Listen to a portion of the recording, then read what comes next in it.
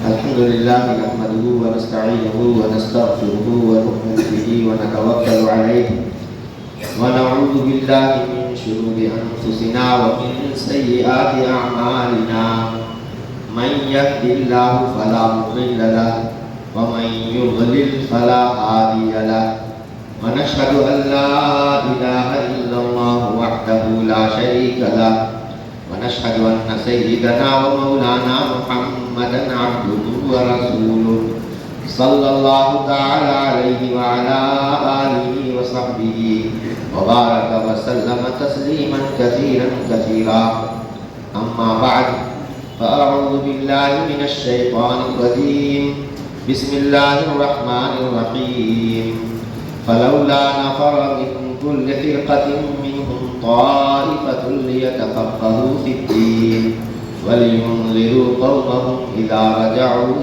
إليهم لعلهم يحذرون صدق الله العظيم.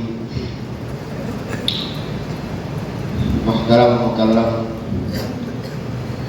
حضرات علماء کرام، معزز بزرگوں، عزیز دوستوں اور ساتھیوں،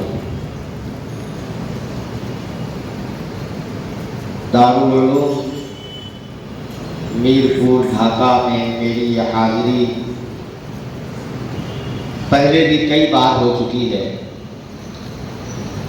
اور ماشاءاللہ یہاں جو فضلاء علماء سرگرم عمل ہیں، ایک بڑی تعداد دارالعلوم دیوبند سے فارغ التحصیل ہے اور ان کی علمی سرگرمیاں قابل تعریف ہیں. یہی وجہ ہے کہ یہاں آ کر ہمیں بھی بہت خوشی ہوتی ہے اور طبیعت کے اندر ماشاءاللہ کافی حساسیت محسوس ہوتی ہے.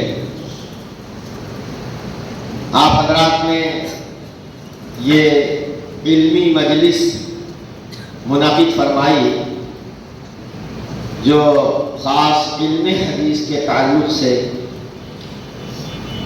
معنون ہے، جس کا عنوان علم حدیث یا علوم حدیث کے تعلق سے جو وقت کے تقاضے اور چیلنجز ہیں ان پر تبادلہ خیال کے لیے متعدد علماء کرام، بالغ نظر علماء کرام کو آپ حضرات نے مدعو فرمایا. اور مجھے یہ بڑی افسوس اس کا ہے کہ میں اگر کچھ پہلے حاضر ہوا ہوتا تو ان علماء کرام کے بیانات سے مستفید ہوتا. اگرچہ بعض بیانات آپ کے مقامی زبان میں اور بنگلہ زبان میں ہوئے، لیکن پھر بھی تھوڑا بہت تو ہم بھی سمجھنے کی کوشش کر لیتے، کیونکہ برابر آتے جاتے رہنے کی وجہ سے اگرچہ بول نہ سکیں لیکن بہرحال کچھ نہ کچھ آواز کے زیر و بم سے اور کچھ اتار چڑھاؤ سے اتنا تو سمجھ لیتے کہ کیا کہنا چاہتے ہیں. لب لباب کچھ نہ کچھ تو معلوم ہو ہی جاتا. بہرحال آپ حضرات کا بہت بہت شکریہ ادا کرتا ہوں کہ آپ عزت افزائی فرماتے ہیں، اور یہ عزت افزائی اس میں کوئی شبہ نہیں کہ مجھ ناچیز کی کسی ذاتی وصف کی بنیاد پر ہو، بلکہ بات صرف اور صرف یہ ہے کہ نسبت ہے جامعہ ام المدارس دارالعلوم دیوبند سے. اسی نسبت کی بنیاد پر جتنے چاہیں ہم سر اٹھا کر کے چل لیں، ورنہ تو صحیح بات یہ ہے کہ اپنی نہ کوئی خوبی ہے، نہ اپنا کوئی حق ہے، نہ اپنا کوئی استحقاق ہے. بقول شاعر کے جو غالب کے بارے میں انہوں نے کہا، یا خود غالب ہی نے اپنے بارے میں کہا کہ بنا ہے شہ کا مصاحب پھرے ہے اتراتا، بنا ہے شہ کا مصاحب پھرے ہے اتراتا، وگرنہ شہر میں غالب کی آبرو کیا ہے. تو آبرو کچھ نہیں ہے غالب کی، یہ صرف بادشاہ کی صحبت کا اثر ہے کہ اتراتا پھر رہا ہے. یہی حال میرا بھی ہے کہ مادر علمی سے نسبت کی بنیاد پر ہمارے احباب دوست بہت ہی محبت کا معاملہ فرماتے ہیں. اللہ سبحانہ و تعالیٰ آپ لوگوں کو جزائے خیر عطا فرمائے. दारुल मीरपुर में अभी इस साल या उससे पहले जल्दी ही किस्म तखस्सुस उलूमुल हदीस भी का शोबा कायम हुआ है। और मुझे बांग्लादेश में ख़ास तौर से जो उलूमुल हदीस के पहले से शोबे सरगर्म अमल हैं वहाँ आने जाने का मौका मिला, तो यहाँ की इल्मी सरगर्मियों से मुझे कुछ इतनी उनसियत हो गई है कि जब मैं आपके दरमियान आता हूँ तो मेरी तबीयत जो है खिल उठती है। और चूँकि बहुत ही तवज्जो के साथ आप हज़रात बातें सुनते हैं, तबादले ख्याल भी होते हैं, मुनाक़शे भी होते हैं, तो इस मौके पर मतलब इस वजह से और भी मुतकल्लिम की तबीयत जो है वो रवानी पर आ जाती है। कोई भी मुतकल्लिम हो, आपकी हद दर्जा इज्जत अफजाई हौसला अफजाई से अगर उसको कुछ भी नहीं कहना होता है तो भी गैर इख्तियारी तौर पर कुछ ना कुछ वो कह लेता है। मेरे मोहतरम बुजुर्गों, दोस्तों और मुअज़्ज़ज़ उलमाए किराम, मैंने जो आयत करीमा पढ़ी है, इस आयत करीमा में इख्तिसास की अहमियत को उजागर फरमाया गया है कि अल्लाह पाक ये इरशाद फरमाते हैं कि ऐसा तो नहीं हो सकता कि सारे के सारे मोमिनीन अपना घर बार छोड़ करके निकल जाएं और दीन का तफसीली इल्म हासिल करें। ऐसा तो नहीं हो सकता, लेकिन ऐसा क्यों ना हो कि हर बड़ी जमात में से एक छोटी जमात मुंतखब हो और वो निकल करके वो कूच करे, सफर करे, ताकि वो इल्म दीन में गहराई और समझ पैदा करे। लियतफ़क़्क़हू फ़िद्दीन, दीन की समझ गहराई और गहराई के साथ दीन की समझ हासिल करें। और जब दीन का इल्म बसीरत के साथ हासिल कर लेंगे तो वलियुन्ज़िरू क़ौमहुम इज़ा रजअू इलैहिम, और इसलिए कि और उम्मीद है कि वो अपनी कौम को फिर इंज़ार का काम अंजाम देंगे। दीन के अंदर बसीरत पैदा हो गई है, इसकी वजह से कौम के दरमियान राइज मामलात और हालात को ताड़ने और समझने और भांपने का मलका पैदा हो गया है। जो उनके अंदर कमी कोताही है उसकी निशानदेही करने की सलाहियत हो गई है। और उम्मीद है कि जब ये कौम को उनकी कमजोरियों और खामियों को बताएंगे तो वो भी उस पर चौकन्ना होंगे और उनसे बात आने की कोशिश करेंगे। तो मालूम ये हुआ कि बगैर हर तरफ से यकसू हुए और फारिग होकर किसी एक मिशन में लगे बगैर कामयाबी हाथ नहीं आती है। और यही वजह है कि उमूमी तौर पर इल्म दीन का तफसीली इल्म के लिए जो इदारे और मदारिस कायम किए गए होते हैं तो वो अवाम नास के मुकाबले में जो उसमें मजमा आता है बहुत थोड़ा होता है, बहुत थोड़ा उसको मजमा होता है।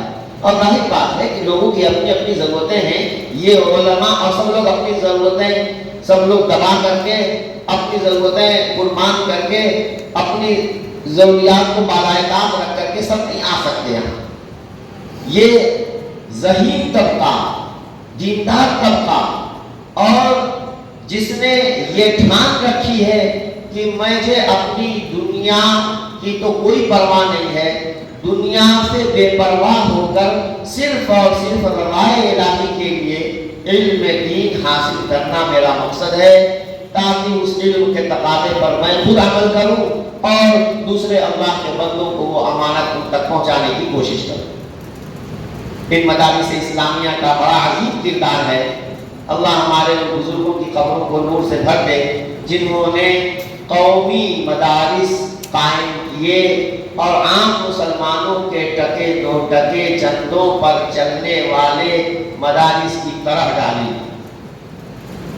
और हम देख रहे हैं कि बड़े सगीर में इस तरह के मदारिस का जाल बिछा हुआ है, जिसकी वजह से आज दीन जिंदा है और दीनी तालीमात जिंदा है। और जिन ملکوں میں مدارس خالص سرکاری ہو گئے تو وہاں کا دین بھی سرکاری ہو گیا ہے. وہاں کے علماء، وہاں کے خطباء اور وہاں کے اعیان کے اندر یہ ہمت نہیں ہے کہ وہ وقت کی حکومت یا جو برسر اقتدار لوگ ہیں ان کی منشا کے خلاف کوئی یہ خطبہ دے دیں، کوئی بات کہنے. ظاہر بات ہے کہ یہ انسان جب آزاد رہے گا تو ظاہر ہے کہ وہ جیسا کہ شاعر نے کہا کہ ملے خشک روٹی جو آزاد رہ کر تو ہے خوف و ذلت کے حلوے سے بہتر. آزادی بہت اہم چیز ہوتی ہے میرے بھائیو. الحمدللہ آپ کے اس ملک میں قومی مدارس کا جال بچھا ہوا ہے اور بہت ہی جو میں نے دورے کیے، اب مثلا میں نے تخصص تفسیر کا شعبہ دیکھا کئی جگہ اور وہاں جو مراجع و مآخذ دیکھے تو ہمارے آنکھ کی پٹی کھلی. اس ناحیے سے بھی کام کرنے کی ضرورت ہے اور ایسا نہیں ہے کہ بہت بدذوقی کا زمانہ ہے. طلباء الحمدللہ ان کو مہیا ہوتے ہیں اور وہ محنت بھی کرتے ہیں اور ان کے ساتھ اساتذہ محنت کرتے ہیں اور بہت کچھ مقالے اور بہت کچھ کام تیار ہو جاتے ہیں. تو یہ تخصصات کے ذریعے سے، یعنی ہم جب زمانے طالب علم میں ہم سنتے تھے کہ صاحب پاکستان میں تخصصی علوم حدیث کا شعبہ قائم ہوا ہے اور ہمارے بعض ساتھی وہاں جانے کا ارادہ رکھتے ہیں، لیکن یہ ایک حسرت میرے دل کے اندر کبھی رہ گئی، میری کوئی شکل نہیں بنی کہ میں وہاں جا کر کے استفادہ کرتا. پھر میں نے اس ملک میں جو حضرت فقیہ ملت رحمۃ اللہ علیہ نے جو شعبہ تخصص حدیث قائم کیا، اس کی رپورٹ اور ہمیں ملتی رہی، چنانچہ اس سے بھی بہت مجھے یہ رہا کاش کبھی میں جا کے دیکھتا. کیونکہ اللہ تبارک و تعالیٰ نے ہمارے مقدر میں بھی رکھا تھا. جامعہ مظاہر علوم سہارنپور میں یہ شعبہ قائم ہوا اور اللہ پاک نے ہمیں وہاں پہنچا دیا. 5 سال وہاں خدمت کا موقع ملا، بہت کچھ اس میدان میں سیکھنے کا موقع ملا بزرگوں کی بڑوں کی سرپرستی میں. پھر دارالعلوم دیوبند ام المدارس نے یہ شعبہ قائم کیا. اللہ کی توقع کے فضل و کرم سے اکابر کی نظر اس ناچیز پر پڑی، چنانچہ ایک طالب علم کی حیثیت سے ام المدارس میں آ گیا. آج 23 سال دارالعلوم دیوبند میں خدمت کرتے ہوئے ہو گئے. 5 سال جامعہ مظاہر علوم میں اور 23 سال دارالعلوم دیوبند میں. بہرحال جیسا ہونا چاہیے، حق تو نہیں ادا ہو سکتا، لیکن مسلسل اشتغال سے ایک مناسبت تو پیدا ہو ہی جاتی ہے. ہمارے تخصصات، خاص طور سے تخصص فی علوم الحدیث کے شعبے جو قائم کیے گئے، حضرت فقیہ الملت مفتی عبدالرحمن صاحب رحمۃ اللہ علیہ نے مجھ سے جب پہلی مرتبہ آنا ہوا تھا تو فرمایا تھا کہ ہمارے ان شعبوں کے قائم کرنے کا مقصد یہ ہے کہ ہم 6 قسم کے مقلد تیار کرنا چاہتے ہیں.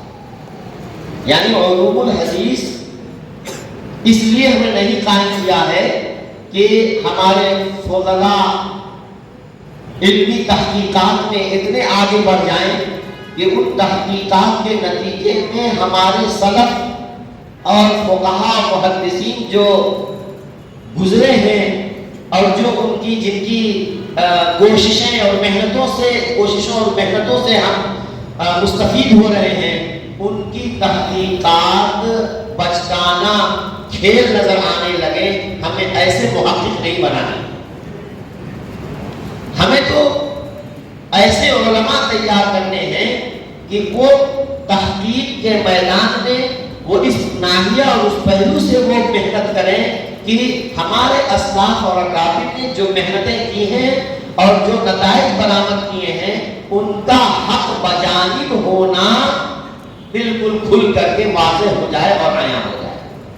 بلکہ یہ بھی فرمایا کہ ہم تو حنفیت میں تسلم چاہتے ہیں کہ بس علی وجہ البصیرہ ہمارے علماء، ہمارے فضلاء اس بات کو سمجھیں اور جانیں کہ حنفیہ کے جو مسلک ہے اور اختلافی مسائل میں حنفیہ حنفیہ کا جو موقف ہے بے شک وہ مبنی بر دلائل واضحہ ہے، قرآن و حدیث کی نصوص پر مبنی ہے، اور ان قوی نصوص اور قوی دلائل پر مبنی ہونے کی وجہ سے اس کے اندر کوئی لچک کی ضرورت نہیں۔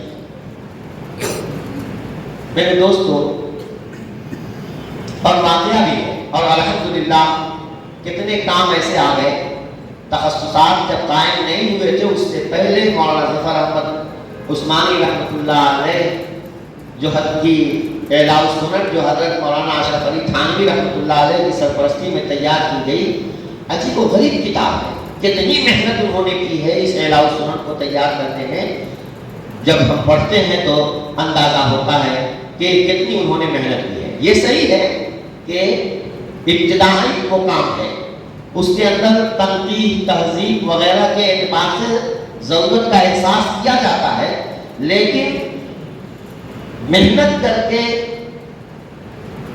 دلائل کو فراہم کرنا اور طرز استدلال اچھوتے اور مسلم قابل تسلیم مسلم طرز استدلال کے ذریعے سے ایک دلیل جو بظاہر ایک مسئلے کی دلیل نہیں بن رہی ہے اس کو اس کی واضح دلیل کے طور پر پیش کرنا، یہ ہمارے علماء دیوبند کا امتیاز ہے۔ علامہ کشمیری رحمۃ اللہ علیہ، حضرت شیخ الاسلام مدنی رحمۃ اللہ علیہ، خود حضرت تھانوی رحمۃ اللہ علیہ کی دار الفتاویٰ آپ دیکھیے کہ کیسا اچھوتا انداز استدلال ہوتا ہے۔ جو نص پیش کرتے ہیں جب تک آگے اس کی تطبیق نہیں پڑھی جاتی تو ہم سمجھ میں نہیں آتا کہ کیسے اس مسئلے پر اس سے استدلال کیا جائے گا، اور جب وہ استدلال کرتے ہیں تو پھر آنکھ کی پٹی کھل جاتی ہے کہ اوہو یہ پہلو ہے اس سے استدلال۔ بہرحال تو تخصص کی علوم الحدیث کے جو شعبے قائم ہوئے ہیں الحمدللہ اس سے بڑے اچھے نتائج برآمد ہو رہے ہیں۔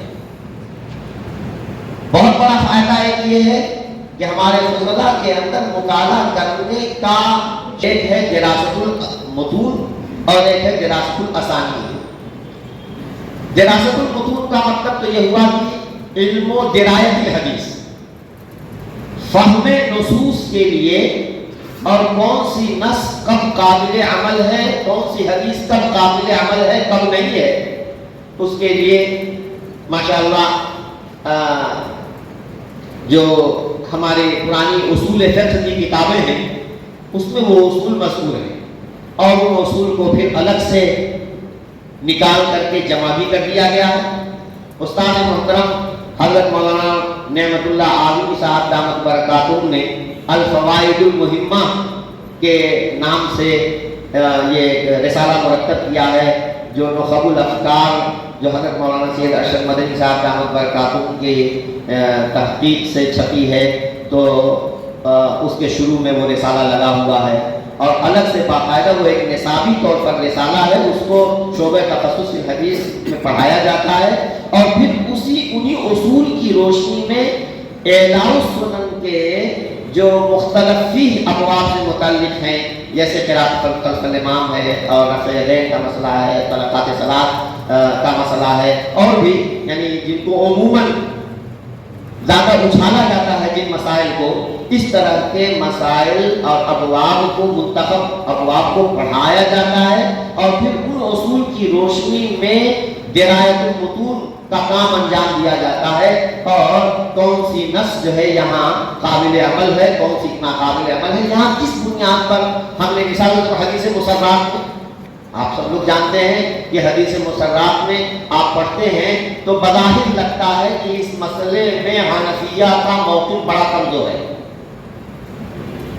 حنفیہ کا موقف بڑا کمزور ہے، لیکن جب ہم اس اعتبار سے دیکھتے ہیں کہ ٹھیک ہے یہ اخبار احاد ہیں، لیکن الفراغ بالضمان ایک اصول ہے جو متعدد نصوص سے کشف کیا ہوا ایک اصول ہے، اس اصول کے خلاف یہ اخبار احاد ہے، اس بنیاد پر ان اخبار احاد کی کوئی مناسب توجیہ کی جائے گی، اور وہ قاعدہ کلیہ مسلمہ اس پر حرف نہیں آنے دیا جائے گا، یہ بات کتنی معقول ہوتی ہے۔ تو اس طریقے کے جو اصول ہیں، ان اصول کی روشنی میں جب ہمارے طلبہ پڑھتے ہیں اور پھر ان کو لکھنے کا مکلف بنایا جاتا ہے تو دراست المتون میں ان کو اچھی خاصی جو ہے مناسبت پیدا ہو جاتی ہے۔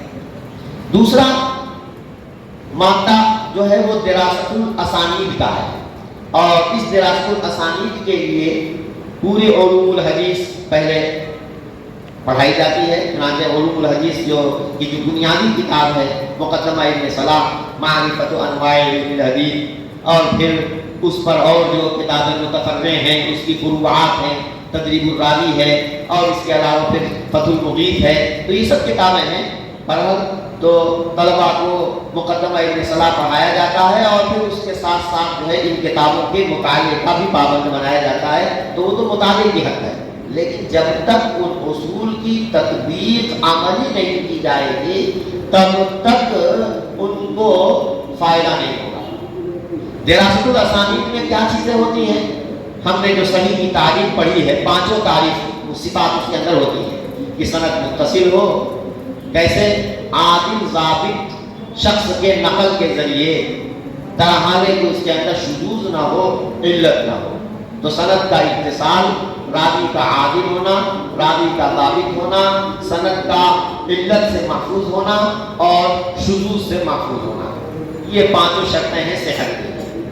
ان پانچوں شرطوں کے تحقق کے لیے جو شرائط درکار ہیں وہ پوری تفصیل اور پھر اس کو لے کر کے تطبیق دینا۔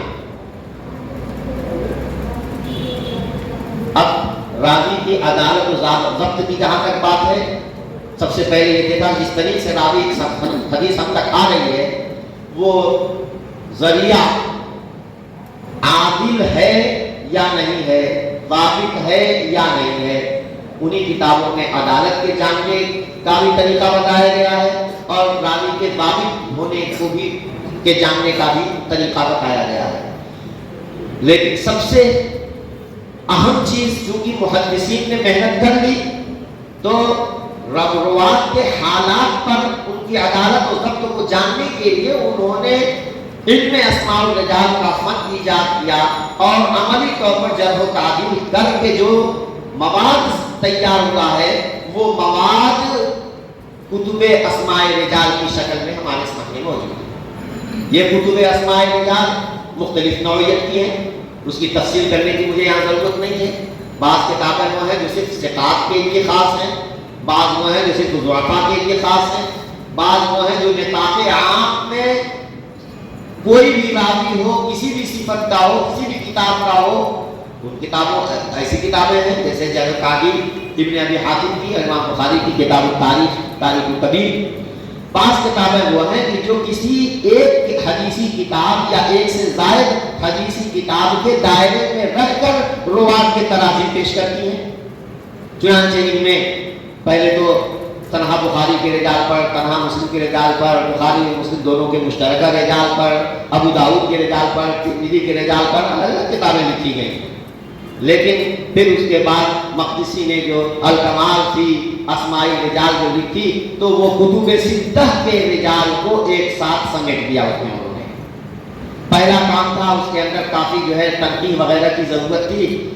حافظ جمال الدین مزی کو اللہ تبارک و تعالیٰ نے توفیق عطا فرمائی، انہوں نے اس کی تہذیب و تنقیح کی اور بہت کچھ اس میں اضافہ کیا اور کچھ راوی جو چھوٹ گئے تھے کتب ستہ کے ان کا اضافہ کیا، تو اس طریقے سے تہذیب الکمال وہ شاندار شاہکار۔ اب ظاہر بات ہے کہ 35 جلدوں میں اتنی ضخیم کتاب اتنی ڈیپ تھی، عام طور سے شخصی طور پر علماء کو خریدنے سے رہے، اس کا ان کو احساس ہوا، پھر اس کے بعد انہوں نے اس کا فانٹ وغیرہ کچھ کم کر کے اور کچھ اور حواشی وغیرہ کم کر کے 8 جلدوں میں اس کو لے آئے وہ، اور الحمدللہ اہل علم کے پاس پہنچ گئی ہے۔ تہذیب الکمال میں شاندار کتاب، اس کی خصوصیات میں یہ ہے کتاب اس میں صاحب ترجمہ کے شیوخ اور صاحب ترجمہ کے تلامذہ کے استیعاب کی وہ کوشش کرتے ہیں الف باء کی ترکیب پر، روا عن فلان فلان فلان الف سے لے کر کے یا تک، روا عنہ فلان و فلان و فلان الف سے لے کے یا تک۔ تو ایک یہ بات ہے۔ دوسری ایک بات تہذیب الکمال میں یہ بھی ہے کہ صاحب ترجمہ کی کوئی حدیث مثلا ابو داؤد کا راوی ہے اور اس کی حدیث ابو داؤد میں ہے، وہ حدیث اگر امام مصری کو ابو داؤد کے طریق کے علاوہ دوسرے طریق سے بھی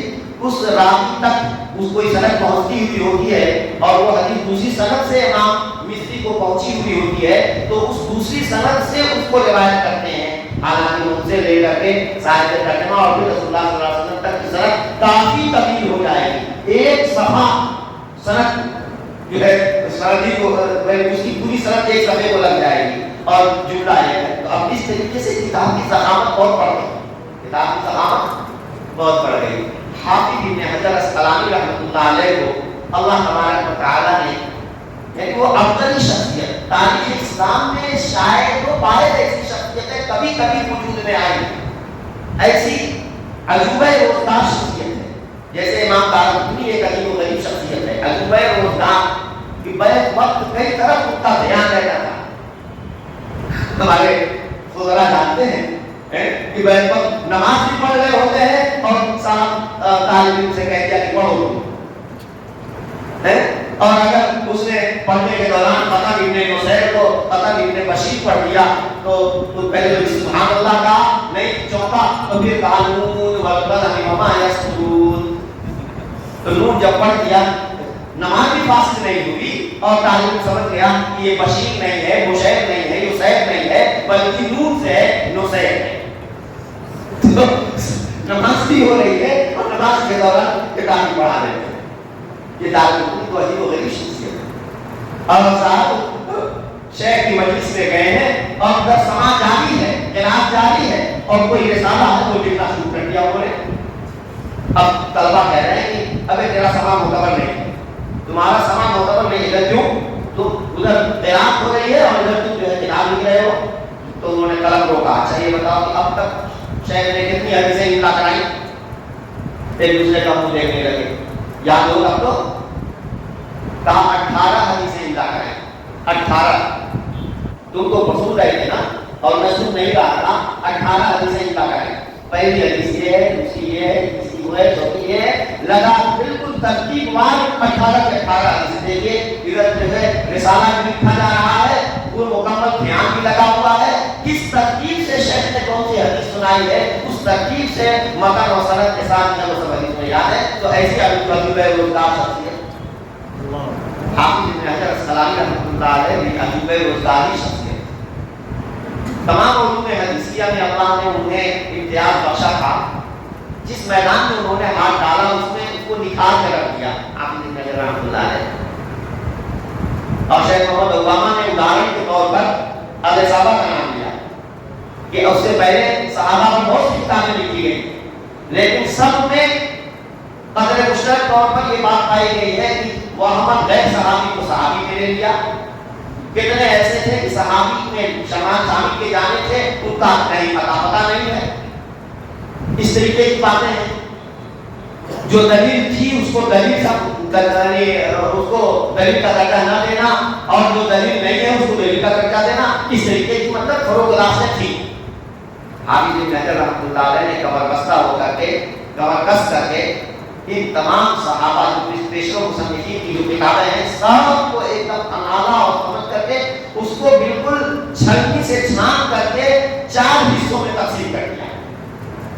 اور یہ صحابہ میں ہر راوی کو چنانچہ جو کبار صحابہ ہیں جن کی صحبت بالکل متحقق ہے اور سن تمیز کے بعد ان کو صحبت نبی پاک صلی اللہ علیہ وسلم کی صحبت کا شرف حاصل ہوا ہے. ان صحابہ کو ایک فصل میں قسم اول میں. اسی طریقے سے جو نبی پاک صلی اللہ علیہ وسلم کے زمانے میں جو صحابہ صغیر السن تھے اور سن تمیز کو نہیں پہنچے تھے ان کو قسم ثانی میں لکھ دیا. قسم ثالث میں ان لوگوں کو ذکر کر دیا جو کہ مخرمین ہیں.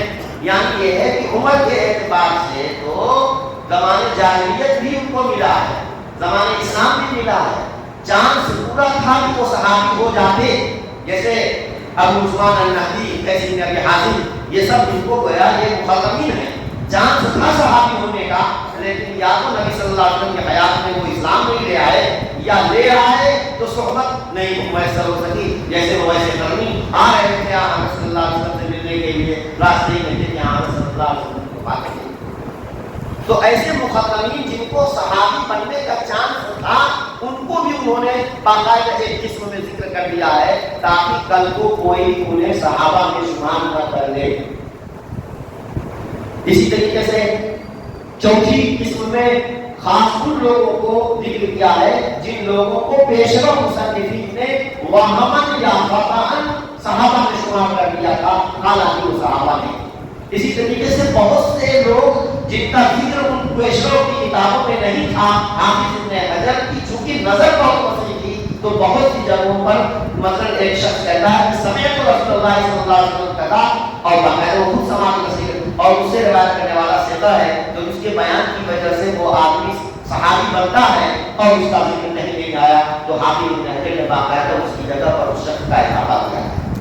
تو میں یہ کہہ رہا ہوں کہ یہ تو صرف مطلب یہ ہے، دیکھیے ایک موضوع صحابہ پر حافظ ابن حجر کی کتاب الاصابہ کو آپ دیکھ لیجیے کس قدر انہوں نے اس کو منعقد کر دیا ہے کہ اب مزید اس پر اضافے کی گنجائش ہے۔ اس کا نام نہیں بتا رہے الاصابہ فی تمییز الصحابہ، نام بھی بالکل جمع کر کے رکھا ہے۔ اسی طرح سے اور بھی اردو فنون حدیث، فتح باری جو حضرات بخاری شریف پڑھاتے ہیں، فتح باری کا مطالعہ کرتے ہیں، آپ دیکھیں گے کہ صاحب علوم حدیثیہ کے جو علوم جو انواع ہیں، انواع علوم حدیث سب کی مثال قدم قدم پر گئی۔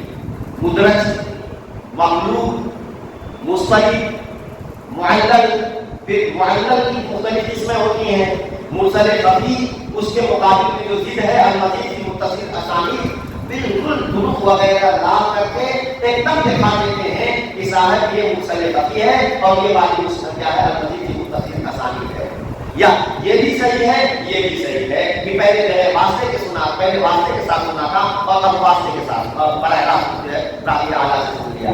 ادراج باقاعدہ سند کے اندر ادراج، متن کے اندر ادراج، طرق لا کر کے دلیل کا دکھانے کے لیے کے ساتھ فلاں اور فلاں نے اس زیادتی کے بغیر روایت کیا، فلاں نے اس زیادتی کے قائل کو فلاں کے ذریعے کی طرف متوجہ کر کے منسوخ کر دیا، اور فلاں فلاں کی حدیث میں اس زیادتی کا ذکر ہی نہیں ہے، دلیل لا کر کے واضح کر دیتے ہیں، بس معلوم یہ ہوا کہ یہ لفظ اس صاحب کی روایت میں مدرج ہے، اس کا قائل کوئی اور ہے، اور اس طریقے سے ذکر کرنے سے معلوم ہوتا ہے کہ یہ بھی حدیث مرفوع کا قرآن۔ تو علوم حدیثیہ کے جو انواع ہیں ان انواع کی عملی تطبیق اگر مثالیں آپ کو دیکھنی ہو تو فتح الباری میں قدم قدم پر آپ کو ملے۔ اللہ تبارک و تعالیٰ نے ان کو نوازا تھا علم اسماء الرجال کو بھی ان کا خصوصی فن ہے، علم شعور سنبھالتے ہی سن تمیز کو پہنچتے ہی ایک صاحب خیر کے مشورہ دینے سے انہوں نے اپنے پاس کتابیں نہیں تھیں تو لائبریری سے کتاب تازہ کر کے پڑھتے تھے، تاریخ کی کتابیں، رجال کی کتابیں وہ پڑھتے تھے، پڑھتے پڑھتے ان کا علم تاریخ کا ذوق بن گیا اور پوری زندگی انہوں نے علم اسماء الرجال میں جتنی مطلب محنت کی ہے اور جتنے ان کے کارنامے ہیں اور فنون میں وہ بات نہیں ہے، اور سب چنانچہ صحابہ لکھی، یعنی آپ دیکھیں کتنے ان کے کام صحابہ پر کتاب لکھی، سباب ضعفاء یعنی عام رجال کے سلسلے میں اکثر رجال کو کتب ستہ میں آ گئے، چنانچہ کتب ستہ کے رجال پر کو انہوں نے موضوع بحث بنایا، چنانچہ تحریف کے ذریعے سے تحریر الکمال کو نکال دیا، بیشتر روات سے ملاقات کی ہو گئی اس کتاب کے ذریعے۔ اس کے بعد رہ گئے وہ جو کہ متکلم تھی اور ضعفاء ہوں گے، متکلم تھی اور ضعفاء ہوں گے اور ان کی حدیث کتب ستہ میں نہیں ہوگی، وہ رہ گئے، تو اس کے لیے انہوں نے علامہ دہلوی کی نظام میں اقدام اٹھائی کیونکہ اس میں متکلم تھی رجال پر کلام ہوتا ہے، تو ان میں سے جو جو رجال تحریر کے رجال تھے، ستہ کے رجال تھے، ان کو تو انہوں نے چھانٹ دیا پہلے نمبر پر، اور ایسے ہی چھانٹا بھی دیکھ کر کے کہ صاحب یہ راوی ثقہ ہے، اس کی حدیث صحیح ہوگی، اس پر صحیح کا رنگ لگایا۔ لسانی میزان میں ایک فصل انہوں نے باقاعدہ قائم کی ہے جس میں تحریر کے رجال کو نظام رجال سے ان رجال کو الگ کیا ہے جن کی حدیث جو تحریر میں آ چکے تھے، تو لیکن چھانٹا بھی ہے تو اس طریقے سے اگر وہ ثقہ ہے تو اس پر صحیح کا رنگ لگایا ہے، اگر وہ ضعیف ہے تو اس پر ضعف کا رنگ لگایا، اور اگر وہ مختلف بھی ہے میڈیم درمیانی درجے کا راوی ہے تو مخ کا رنگ لگایا ہے، میم اور خا، اس طریقے کا لفظ میم کا لفظ لگایا ہے، یا جو نشی کا لفظ آتا ہے وہ میم اصل ہے حقیقت میں، تو یہ بھی اشارہ کر دیا کہ کوئی آدمی خالی اس کو دیکھے گا تو سمجھ جائے گا کہ یہ اس सतह करा दी। अच्छा चलो, उसके बाद बकिया जो रिजाल बचे तो एक एक रावी पर हाफिज इब्न हजर ने मुकाला किया। ज़हबी ने जितना मवाद पेश किया है वो लिखते ही हैं, नकल करते हैं। उसके अलावा कुल्लों के जरिए मजीद इजाफा करते हैं। जैसे कि तहजीब में तहजीबुल कमाल का जितना मैटर है उस पर इजाफा करते हैं कुल्लों के जरिए से। इसी तरीके से लिसानुल मीज़ान में भी ज़हबी ने जितना मवाद पेश किया है उसको जिक्र करने के बाद उस पर खासा इजाफा करते हैं। समझ रहे ना? बिल्कुल रुवाते हदीस पर इतना लंबा आते हैं और रुवाते हदीस ही पर इत्तेफा नहीं किया, शायद अपने जमाने के जो मुआसिर उलमा थे उन पर मुस्तकिल किताब लिखी। इक़बाउल उम्र फी अबनाई उम्र, इक़बाउल उम्र फी अम्पाई उम्र, यानी मुआसिरीन के हालात। और मुआसिरीन से पहले का एक तबका है बहुत उलमा का, यानी जो दरमियानी सदियां हैं ना, ये बड़ी गोल्डन सदियां हैं, सुनहरी सदियां हैं। चुनांचे 8वीं सदी हिजरी के जो उलमा हैं उन उलमा पर मुस्तकिल उन्होंने किताब लिखी अब्दुर्रुल कामिल। जो उनके शायख मशाइख हैं उन मशाइख के लिए मुस्तकिल किताब लिखी अल-मजमूअ मुवस्सत। आप देखिए कि हाफिज इब्न हजर रहमतुल्लाह अलैह ने शुरू से लेकर अपने ज़माने तक के रिजाल जिनको जिक्र करना था और जिनको मुताला करना चाहिए था उनके मुकाले से उनके दरासे से बचे नहीं हैं। कितनी बड़ी मौसूमी शख्सियत है हाफिज इब्न हजर अस्क़लानी रहमतुल्लाह। अब तहज़ीबुल देखो, अल-कमाल का काम एक मरहले में हो चुका, तहज़ीबुल कमाल। तहज़ीबुल कमाल पर दूसरे मरहले में काम हाफिज ज़हबी ने कर लिया था, लेकिन उसके बावजूद हाफिज इब्न हजर को तसल्ली नहीं हुई। हाफिज इब्न हजर अब चाहते थे कि दूध का दूध पानी का पानी कर दें, उसके लिए उन्होंने तहज़ीबुल तहज़ीब लिखी। तहज़ीबुल तहज़ीब लिखी और अजीब व गरीब किताब है तहज़ीबुल तहज़ीब। उसमें से जो तलखीस करनी थी तलखीस की, खास तौर से जर्ह व तादील के मौजू से मुताल्लिक़ जो मवाद में इजाफा करना था वो इजाफा किया। और यहाँ सुन लीजिए कि ये जो हाफिज इब्न हजर ने जर्ह व तादील के एतबार से जो इजाफा किया है ना, वो इजाफा हमारे हनफी आलिम मुग़ल्ला इब्न तरीक़ बख्शरी की इकमाल व तहज़ीबुल कमाल से। लोग कहते हैं कि हनफिया के काम मुमकिन नहीं है, हनफिया ने इब्न अस्माउल रिजाल में काम नहीं किया है। हाफिज इब्न हजर की तहज़ीबुल तहज़ीब को तहज़ीबुल कमाल पर जो कुछ इख्तियार हासिल है उसमें बड़ा किताब इकमाल तहज़ीबुल कमाल का भी है जो मुग़ल्ला इब्न तरीक़ बख्शरी हनफी की तसनीफ है। बड़ी इसको गरीब को भी मुग़ल्ला बड़े अच्छे आदमी थे। पर फिर तहज़ीबुल तहज़ीब के बाद जब लिख चुके तो उनके शागिर्द ने कहा कि हज़रत आप ऐसा कर लीजिए कि जो तराजी जिन लोगों के हालात आपने लिखे हैं ना, सिर्फ उनके नामों की एक लिस्ट बना लीजिए, उनके नामों की एक, ताकि उसके मुताबिक फिर जहां जिसका जिक्र आया है वहां देख लें। पहले फहरिस्त नहीं बनाई जाती थी ना, तो फहरिस्त बनाने के लिए तालिब ने कहा, उन्होंने कहा या अल्लाह मैं फहरिस्त बना दूं तो उससे तुम्हारा क्या भला होगा, बस इतना ही तो होगा, तो उसको देख करके तुम वहां पहुंच जाओगे। क्यों ना मैं सोचते रहे, ये काम नहीं किया, सोचते रहे। उन्होंने फिर सोचा कि मैं आखिर का एक काम करके जाऊं कि वो ये कि जो रुवात के सिलसिले में मुख्तलिफ अक़वाल हैं अइम्मा जर्ह व तादील के, उन सब को गौर से पढ़कर एक मुअतदिल और जामे खुलासा तैयार कर दिया। चुनांचे उन्होंने किया तक़रीबुल तहज़ीब के नाम से। और ये क्यों जरूरत है, आप इसको समझिए इससे कि मसलन हम मोहम्मद इब्न इसहाक़ को जब देखेंगे किसी जगह किताबों में तो मुतज़ाद अक़वाल उनके बारे में मिलेगा।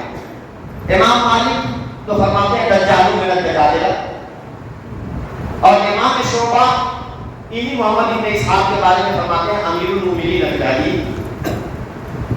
इसी तरह और उलमा के बारे में मकसद आप देखेंगे कि एक इमाम नाक़िद कहता है सिक़तुन, दूसरा इमाम नाक़िद कहता है दईफुन ला युकज़्ज़बु, बिल्कुल बरअक्स।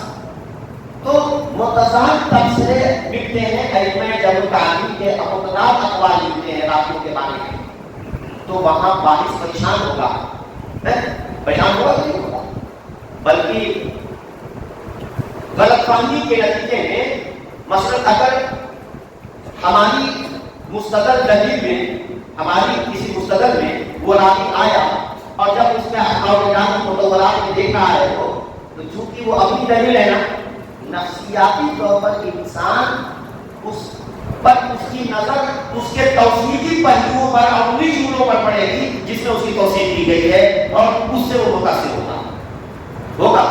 اسی طریقے سے اگر وہ مخالف کی دلیل میں آیا ہوا ہے مثلا، تو اب جب وہی اسی کا ترجمہ کتاب میں دیکھے گا تو نفسیاتی طور پر، قدرتی طور پر اس کی نظر ان جملوں پر زیادہ پڑے گی جن جملوں میں تضعیف کا پہلو پایا جاتا ہے۔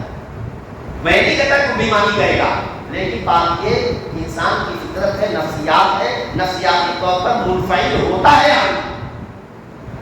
اس لیے حافظ ابن حجر رحمۃ اللہ نے کہا کہ معاملہ گڑبڑ ہوگا اگر ہم کسی کام کر کے نہ جائیں۔ ایک بہت ہی سوچ سمجھ کر بہت ہی ایک باریک نہج انہوں نے متعین کیا، اور اس نہج کے مطابق انہوں نے ان ضخیم جو مواد تھا، بہت کثیر مواد تھا، اس کو بولڈ کرنے اور ملخص کرنے کا کارنامہ انجام دیا۔ چنانچہ بہت اختصار کے ساتھ میں بیان کروں گا۔ چنانچہ انہوں نے دیکھا کہ جو راوی ایسا ہے کہ شاید وہ تو خود ہی نمبر دینے کے لائق ہے، یعنی مطلب اونچی سطح کا راوی ہے، شعبہ، سفیان، یہ تو بڑے لوگ ہیں، یہ لوگ تو جب وہ تعریف کرنے والے ہیں نا، تو جو لوگ کی اونچی سطح کے ہیں، ائمہ کے درجے کے ہیں، مقتدی کے درجے کے ہیں، ان کو تو انہوں نے اور الناس وغیرہ کے الفاظ سے تعبیر کیا۔ ظاہر بات ہے کہ بہت اونچے سطح کے لوگ ہیں، یہ تو نمبر دیں گے نا، مجھے راویوں پر حکم لگائیں گے۔ پھر دیکھا انہوں نے کہ جس راوی پر ائمہ جرح و تعدیل، یعنی پہلی اونچی سطح کے جو لوگ ہیں ائمہ جرح و تعدیل، اس راوی کی توثیق پر سب متفق ہیں، متفق علیہ ثقہ ہے، تو اس کا خلاصہ اور ثقہ سے لاتے ہیں۔ جو ہمارا کیا رہے گا؟ ہاں، اس کا مطلب یہ نہیں ہے کہ حافظ صاحب نے یہ دیکھا کہ راوی میں مختلف باتیں کہی گئی ہیں تو کسی ایک کے قول ثقہ کو لے کر کے نقل کر دیا، ایسا نہیں ہے۔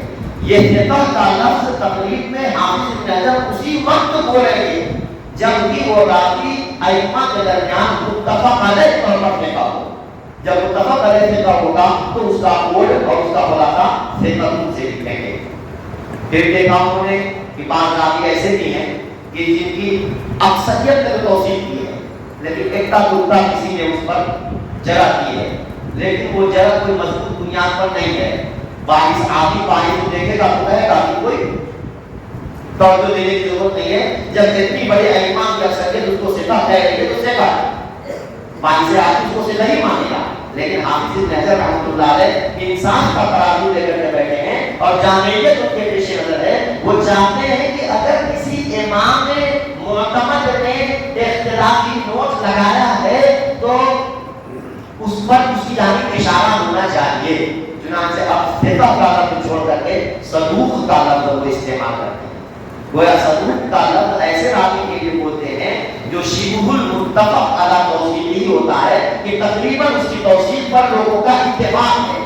ایک تو ثقہ وہ ہے جو متفق علی توثیق ہی ہے، اور شبہ المتفق علی توثیق ہی وہ ہے جس کا خلاصہ وہ صدوق اور لا باس به سے کرتے ہیں۔ پھر اس کے بعد دیکھا کہ کوئی راوی ایسا ہے کہ وہ ائمہ جرح و تعدیل کے درمیان خاص مختلف بھی ہے، چاہے اس کے مختلف ہونے کی وجہ اس کا حفظ ہو، چاہے کوئی بدعت ہو یا اور کوئی وجہ ہو۔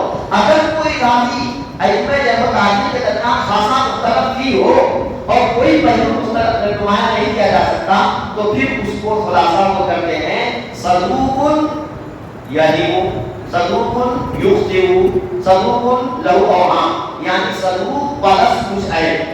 صدوق کا لفظ بول کر کے آگے کچھ عیب ذکر کرتے ہیں، چاہے خطا، چاہے وہم، چاہے بدعت، تشیع، رفض، ارجاء۔ صدوق یا تغیر اثرتی، یہ سب چیزیں لے آ کر کے وہ اس کو اشارہ کرنا چاہتے ہیں کہ یہ راوی مختلف بھی ہے اور اختلاف کی بنیاد یہ ہے اس کا حفظ ہو یا اس کا اس کی بدعت ہو یا اس کا اختلاف ہو۔ یہ سب چیزیں جو ہیں وہ دیکھ کر کے اس کے مختلف بھی ہونے کو واضح کرتے ہیں۔ اور جب ہم ناقدین کا طرز عمل دیکھتے ہیں تو عموماً مختلف ہی راوی کی حدیث کو لوگ حسن کا حکم لگاتے ہیں۔ خود حافظ نے حافظ الطحاوی رحمۃ اللہ علیہ نے المقتضیٰ میں یہ بات کہی ہے کہ حسن کا راوی وہ ہوتا ہے کہ لم یسلم من قواعد الجرح فیصحح حدیثہ، قواعد جرح سے محفوظ نہیں ہے کہ اس کی حدیث کو ہم صحیح کہیں. اور اس کے بعد ولا يعد ما انفرد به منکرا وضعیفا فیضعف حدیثہ، وہ اس درجے کا بھی نہیں ہے کہ اگر کسی حدیث سے منفرد ہو تو اس کو منکر کہا جائے، کتنا غیر مطلق نہیں ہے. بالکل پوتر اور صاف نہیں ہے، فریش نہیں ہے کہ ہم اس کی حدیث کو صحیح کہیں. اور اسی طریقے سے اتنا بڑا ٹکڑا نہیں ہے کہ اس کی حدیث کو ہم صحیح کہیں. فمانا کو سمجھیے نا، ہم کیا حکم لگائیں گے؟ درمیان کا حکم یعنی حسن کا حکم لگائیں گے. معلوم ہوا جو راوی مختلف ہی ہو، چاہے اختلاف کی بنیاد سے ہی ہو یا اس کی بدعت ہو یا اس کا اختلاف ہو یا اس کی تدلیس ہو، جو راوی مختلف ہی ہوگا وہ مختلف ہی راوی ہی اصل ذاتی کا ہوگا. اور حافظ بن حجر رحمۃ اللہ علیہ اس طرح کے راویوں کو صدوق پلس کچھ کے ذریعے سے کوٹ کرتے ہیں کہ اتنی باریک ابو سے سب کے برابر ہے، ہوگا سب کے برابر. بھائی کسی کے بارے میں کہیں صدوق کو یختے کو کثیرا، کسی کو کہیں کہ صدوق کو یختے ہو کثیرا، لہو اوہام کثیرا، لہو اوہام، تو کچھ تو سب کے برابر ہوگا، لیکن موٹی موٹی تقسیم کے اعتبار سے جو ہے وہ حسن ہی کا راوی ہوتا ہے. اچھا صاحب اب آگے آئیے.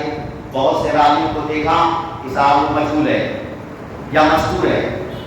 ہم جانتے ہیں مجہول کس کو کہتے ہیں کہ اس نے نہیں روایت کیا مگر ایک ہی راوی ہے. مستور اس کو کہتے ہیں جس کو دو یا دو سے زیادہ تو روایت کرتے ہو لیکن کسی نے جمع و تعدیل کے اعتبار سے اس پر کوئی کلام نہیں کیا ہے، اسی کو تو کہتے ہیں نا مجہول. حافظ اس کو کہتے ہیں. حافظ ابن حجر نے ایسے بہت سے مجاہیل اور بہت سے مساطیل کو دیکھا کہ ہے تو وہ مجہول لیکن اس کی حدیث بخاری میں ہے تو یہ مجہول. لکن بیان کو جن شعبی ولکن اخرج له مسلم میں اس کی حدیث ہے. دیکھا انہوں نے کہ ہے تو یہ مستور لیکن اس کے باوجود دیکھا کہ انہوں نے یہ زیاد مقدسی میں مختارہ میں یا فلاں صاحب نے اس کی حدیث پر حسن کا حکم لگا رکھا ہے. تو یا دیکھا انہوں نے کہ ہے تو مجہول لیکن صاحب صحابی کی اولاد ہے تو وہ مجہول لیکن ابو داؤد کا شیخ ہے. تو یہ ابو داؤد کا شیخ ہونے کا مطلب تو یہ ہوا کہ براہ راست ابو داؤد سے روایت کرتے ہیں نا. تو اگرچہ جرح و تعدیل کی کتاب میں اگر ہم دیکھیں گے تو سوائے ابو داؤد کو کوئی روایت کرنے والا نہیں ہے، جرح و تعدیل کے اعتبار سے کوئی تبصرہ اس پر نہیں ہے. لیکن امام ابو داؤد جیسے انعام کا اس سے روایت کرنے پر انعام کرنا بھی تو کچھ معنی رکھتا ہے. البتہ حافظ ابن حجر رحمۃ اللہ علیہ نے بڑی محنت کی ہے، بڑا مستحقانہ کارنامہ انجام دیا ہے کہ انہوں نے مجہولین اور مستورین کی کان میں اتر کر ان کی جماعت میں گھس کر کے جس کو دیکھا کہ یہ مجہول رہنے کے لائق نہیں ہے، یہ مستور رہنے کے لائق نہیں ہے بلکہ اس کا گراف اونچا ہو سکتا ہے، ہر ایسے کو اٹھا کر کے انہوں نے مقبول اور لغیب الحدیث کی کرسی پر بیٹھا دیا. مقبول اور لغیب الحدیث کی باقاعدہ انہوں نے اصطلاح بنائی، مقبول اور لغیب الحدیث کی باقاعدہ اصطلاح بنائی. اگر یہ مقبول اور لغیب الحدیث کا کام نہ کرتے تو ہم سب لوگ جو ہیں ان لوگوں کو مجبور یا مجبور سمجھ کر کے ان کی حدیثوں کو صحیح کا حکم لگاتے. پھر اعتراض ہوتا امام بخاری پر فلانے کی حدیث جبکہ اس سے وہ صرف مجہول ہے، بخاری میں موجود ہے، ضعیف جو حضرات لوگ کہتے اور بہت کہنے والے کہہ بھی رہے ہیں، بہت کہنے والے کہہ بھی رہے ہیں کہ بخاری میں ضعیف حدیثیں ہیں، مسلم میں ضعیف حدیثیں ہیں.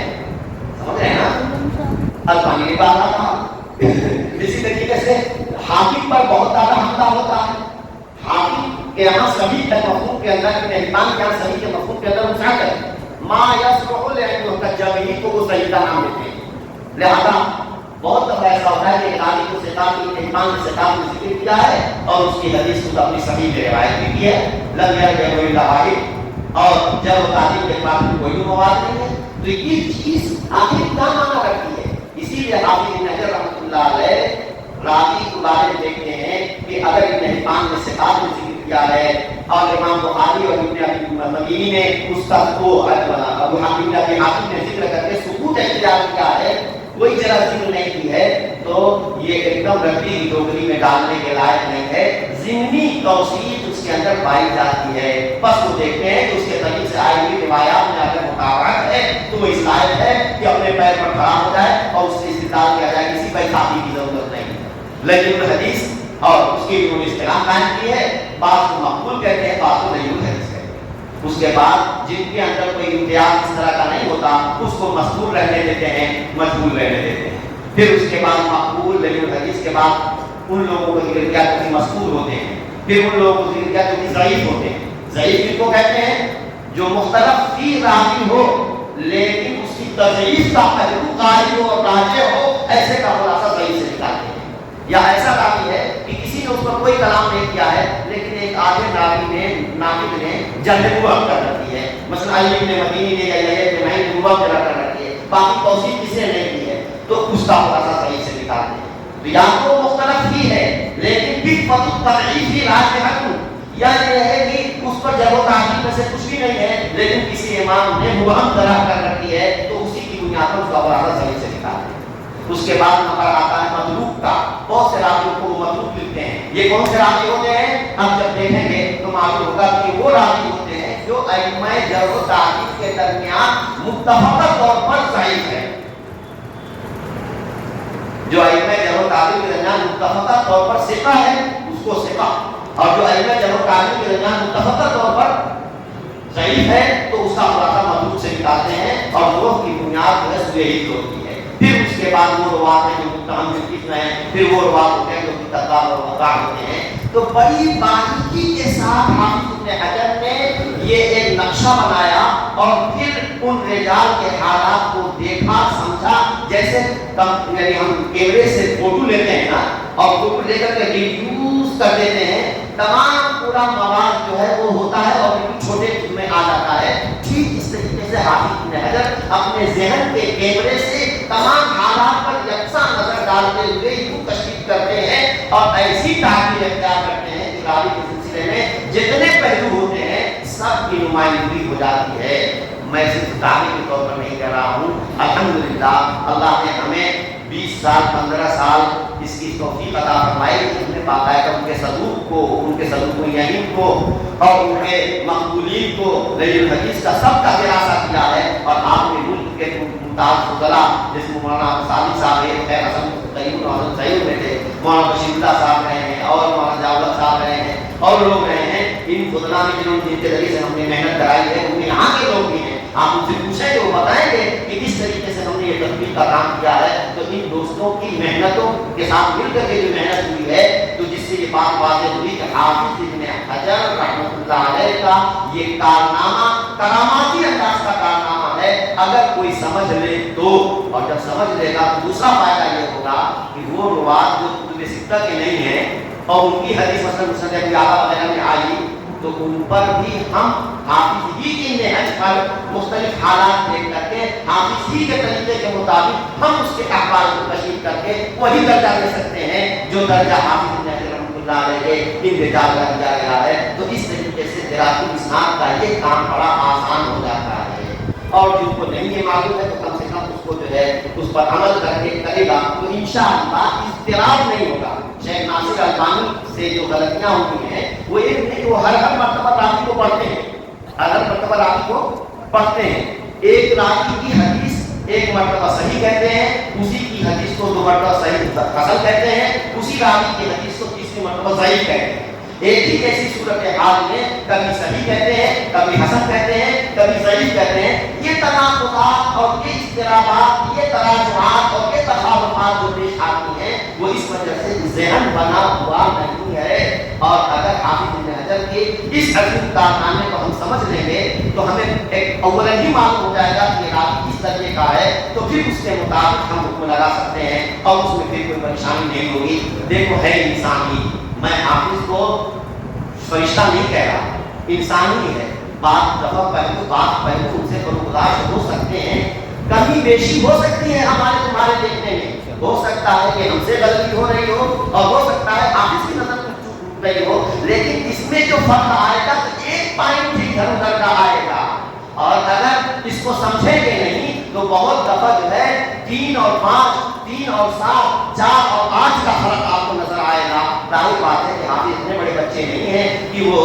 اتنی زیادہ بڑی بڑی فاش غلطیاں کرتے رہیں، لوگ خام خواہ ان کے اوپر یعنی نہ سمجھے، بہت سی بات نہیں نہ سمجھے بغیر جو ہے وہ بڑوں پر تنقیدیں کرنے لگتے ہیں، جس کے نتیجے میں یعنی بات کہیں سے کہیں چلی جاتی ہے۔ بہرحال یہ تحدیات کی بات ہے، کہ سلف کے طریقے اور محدثین نے جس طریقے پر حکم لگایا ہے، آج ان تخصصات میں مشتغل یعنی برسرکار علماء فضلاء طلباء کی ذمہ داری ہے کہ انہی کے نقش قدم پر چل کر کے اگر ہم سلف کا دراسہ کریں گے تو ہم کامیاب ہوں گے. ان کے نقش قدم کو چھوڑ کر کے آزاد ہو کر کے اگر ہم تحقیق کرنے کی کوشش کریں گے تو یاد رکھو ہم سے اچھے پھر وہ غیر مقلدین اور سلفی ہوں گے، کیونکہ ان کا تو گمان ہی ہے کہ ہم کسی کو نہیں مانتے. ہم تو مقلدیت قدم بھرتے ہیں، ہم تو سلف کے نقش قدم کی اتباع کا دعویٰ کرتے ہیں. بھلا بتائیے، دعویٰ کریں سلف کی اتباع کا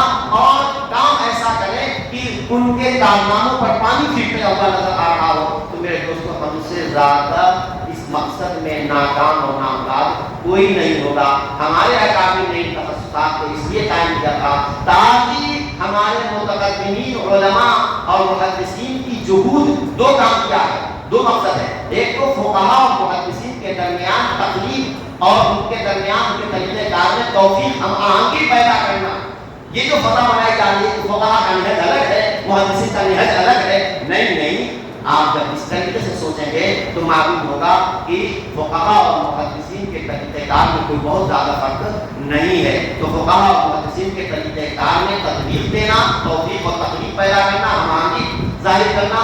دوسرا کام یہ ہے کہ ان متقدمین اور اکابر کی جہود اور محنتوں پر اعتماد کی فضا ہموار کرنا اور بے اعتمادی کی فضا نہ ہونے پائے. اس مقصد کے لیے ہمارے اکابر رحمہم اللہ نے یا جو ہمارے اکابر موجود ہیں انہوں نے اس مقصد کے لیے ان شعبوں کو قائم کیا ہے. اللہ تبارک و تعالی ہم کو صحیح سمت پر سوچنے اور صحیح رخ پر قدم اٹھانے کی توفیق عطا فرمائے. وآخر دعوانا الحمدللہ رب العالمین.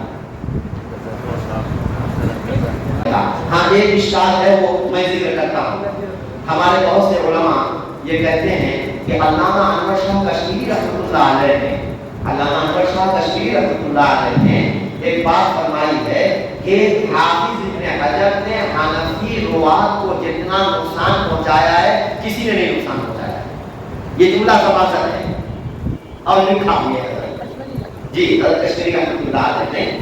لیکن یہ جملہ تو لوگ پڑھتے ہیں لیکن اس جملے کا ترجمہ بھی ہے وہ بالکل ایسے ہی ہے جیسے لا تقربوا الصلاۃ وانتم سکارا. آدمی لا تقربوا الصلاۃ کو لے لے اور وانتم سکارا کو چھوڑ دے. علامہ کشمیری رحمۃ اللہ علیہ نے یہ جملہ کہنے کے بعد کہا ہے اس کی تشریح یہ ہے کہ حافظ ابن حجر نے تحریف الکمال کو ملخص کیا. کیا تحریف الکمال کو ملخص کیا. تو ملخص کرنے میں کچھ نہ کچھ تو حذف کریں گے. تو بیشتر جیسے میں نے بتایا کہ یہ جو ہے شیوخ اور تناظرہ کے استعمال کی کوشش کرتے ہیں مزری الفاتحہ کی ترتیب پر ذکر کرتے ہیں. چنانچہ ایک راوی جس کا نام ابان ہے اس کو نمبر 1 پر ذکر کریں گے اور ایک راوی جس کا نام یحییٰ ہے اس کو آخر میں ذکر کریں گے لسٹ دیتے ہوئے کہ اس کے شیوخ میں یہ ہے اور اس کے شاگردوں میں یہ ہے. حافظ ابن حجر کو یہ ترتیب اچھی نہیں لگی. انہوں نے یہ کیا بات کی کہ ایک آدمی کا نام ابان ہے اس کو نمبر 1 پر ذکر کیا جائے حالانکہ وہ ضعیف ترین ہے اس کے شاگردوں میں. ایک آدمی کا خصوص یہ ہے اس کا نام یحییٰ ہے اور اس کو ایک دم آخری میں ذکر کیا جائے کیونکہ صاحب جو ہے وہ حالانکہ وہ بہت سے ہے. کہتے کہ نہیں الاہم فالاہم کو ذکر کرنا چاہیے. کہنا چاہیے. تو حافظ ابن حجر رحمۃ اللہ کہتے ہیں اس طرح سے تمام شیوخ اور تمام کرامتہ کو ذکر بھی نہیں کرنا پڑے گا. مثلا اس سے روایت کیا اس کے بیٹے نے اس کے بھائی نے پہلے اقربا کو ذکر کرتے ہیں پھر فلاں نے اس کے شاگردوں نے جو زیادہ محتاط اور اہم ہوتا ہے اس کو ذکر کرتے ہیں. شیوخ میں بھی اسی طریقے سے روا عن ابیہ وعن فلان تو الاہم فالاہم کے مطابق انہوں نے ترتیب رکھی ہے. اور بہت سے راویوں کا جن کا ذکر شیوخ و تلامذہ میں اسی نے ذکر کیا ہے حافظ ابن حجر تحریف التحریف میں حذف کرتے ہیں. یہ علامہ کشمیری رحمۃ اللہ علیہ نے اس کی وجہ سنائی. تو حذف کر دینے سے جب وہ تعبیر میں تو کوئی نہیں فرق پڑا. بھائی جب کوئی کتاب تک اختصار کا موضوع ہی ہوتا ہے کہ کچھ چھوڑا جائے کچھ باقی رکھا جائے کچھ حذف کیا جائے. کسی بھی کتاب کا آپ اختصار کریں گے تو ضرور کچھ نہ کچھ چھوڑیں گے اور کچھ لیں گے تبھی نہ اس سے اختصار ہوگا. سب کو اگر لے لیتے تو اختصار کہاں سے ہوگا. اچھا خالی تنازع اور شیوخ ہی کے اندر یہ کام کیا ہے انہوں نے جب وہ تعلیم کے اعتبار سے हाफिज ने कुछ घटा दिया हो, कुछ बढ़ा दिया हो, ऐसा तो नहीं किया है ना, समझ में बात ना। तो मतलब ये है कि अगर जब ताकील के एतबार से हनफी रुवात के साथ उन्होंने 113 पढ़ता होता और अल्लाह तशरीह ने इसको जिक्र किया होता, तब हम इस बात को तस्लीम कर सकते थे। उन्होंने जो इसकी शर्ह की तो यही कहा कि साहब शुयूख और तलामिज़ा में से उम्मन उन रावियों को साबित किया है जो हनफी होते हैं। तो इससे जो है क्या नुकसान हुआ? इससे कोई नुकसान तो नहीं हुआ ना। तो कहने के लिए वो एक नुकसान है। असल तो उन्होंने उस वक्त में कहा है जब सिर्फ सामने मत क्या थी, तहजीबुल तहजीबी थी, तहजीबुल कमाल अभी छपी नहीं थी। अल्लामा तशरीह ने उस वक्त ये बात कही है कि मुराजत के लिए यही एक तहजीबुल तहजीब है और इसमें इस साहिब तर्जुमा के शुरू और तलामिज़ा में से उन लोगों को हज़फ कर दिया गया है जो हनफी हैं, मसलन कुफा वसरा के हैं, उन लोगों को हज़फ कर दिया है। तो चूंकि वही सामने एक किताब है तो उसमें हज़फ किया जाना हज़रत अल्लामा को खला, लेकिन अगर तहजीबुल कमाल सामने मौजूद है तो आप वहां देख लीजिए इसके शागिर्दों और तलामिज़ा में शुयूख में कौन कौन है, वो कभी हो जाए, इसका कोई नुकसान। अब ये नुकसान उस वक्त माना जाता जबकि जब ताकील के तर्जुम से उन्होंने हनफी रुवात के साथ मुख्तलाफ करना होता। अल्लामा तशरीह रहमतुल्लाह अलैह ने कहीं इस बात की तस्रीह नहीं की है कि उन्होंने हनफी रावियों को हनफी होने की वजह से ज़ईफ कर दिया और शाफी रावियों को शाफी होने की वजह से सिवा बता दिया। जी एक तरफ तो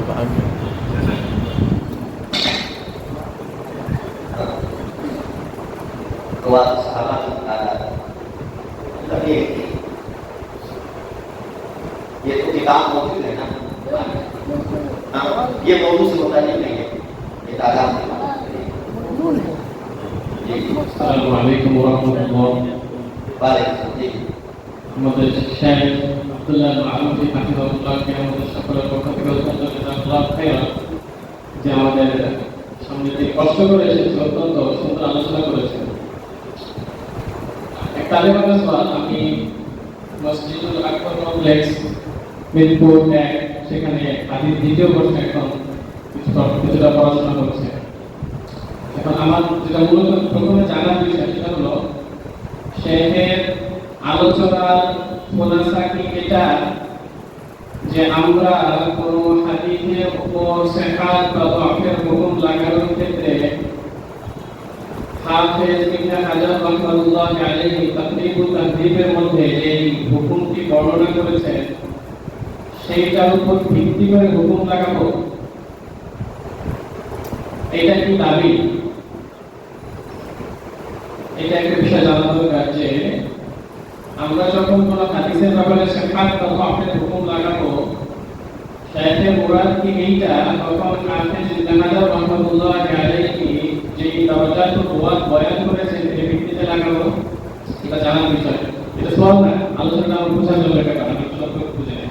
দ্বিতীয় নম্বর বোঝার বিষয় হলো যে শাইখের বক্তব্য কি এইটা যে হাফেজ ইবনে হাজার রাহমাতুল্লাহি আলাইহি এর তাকরিবুত তাকরিবের মধ্যে যে খোলাসা হুকুমটা এটা আকওয়ালুল আইম্মাদের কে সামনে রেখে একটা পর্যায়ে আসা, নাকি এই রাবির ব্যাপারে হাফেজ ইবনে হাজার রাহমাতুল্লাহি আলাইহি এর হাকিকি অবস্থান ব্যক্ত করা। অর্থাৎ আমি বোঝাতে চাচ্ছি কোন রাবির ব্যাপারে তিনজন ইমাম তাহকিক করলেন, একজন ইমাম তাজরিহ করলেন, তাহলে শাইখের উপস্থাপন অনুযায়ী আমার বুঝে আসছে যে সে পুরোপুরি সিফাত দরজায় থাকবে না, তাহলে সেই সদুদের দরজায় নেমে আসবে। তোমার সওয়াল মখলুত হয়ে যাচ্ছে, যে দুটো পয়েন্ট বলতে আছে এই দুটো বলতে হবে। আচ্ছা ঠিক আছে, তাহলে শেষ করি। একটা করে বলো, একটা দুটো বলতে पुराना नहीं, मतलब मुझे बताइए क्या है। আমার প্রশ্ন হলো যে হাফেজ ইবনে হাজার রাহমাতুল্লাহি আলাইহি এই কথাগুলো বাহ্যিক দেখে হলো, आपने तो अपनी बात नहीं की ना, अभी नहीं की, आप पूरी बात नहीं। হাফেজ ইবনে হাজার রাহমাতুল্লাহি আলাইহি এই কথাগুলোর বাহ্যিককে সামনে রেখে হুকুম লাগানো মাকসাদ, অর্থাৎ উদাহরণস্বরূপ তিনজন ইমাম তাহকিক করলেন, একজন তাজরিহ করলেন, হতে পারে হাকিকatan এই তাজরিহটা মাকবুল না, কিন্তু হাফিজ ইবনে হাজার রাহমাতুল্লাহ আলাইহি বাহ্যিক তাজরিহকে সামনে রেখে তার ব্যাপারে সদুকুল হুকুম লাগালেন। হাফিজ ইবনে হাজার রাহমাতুল্লাহ মানহাজ কি এইটা, নাকি তার মানহাজ হলো যে তিনি রাবের ব্যাপারে তার হাকিকি অবস্থান ব্যক্ত করবেন?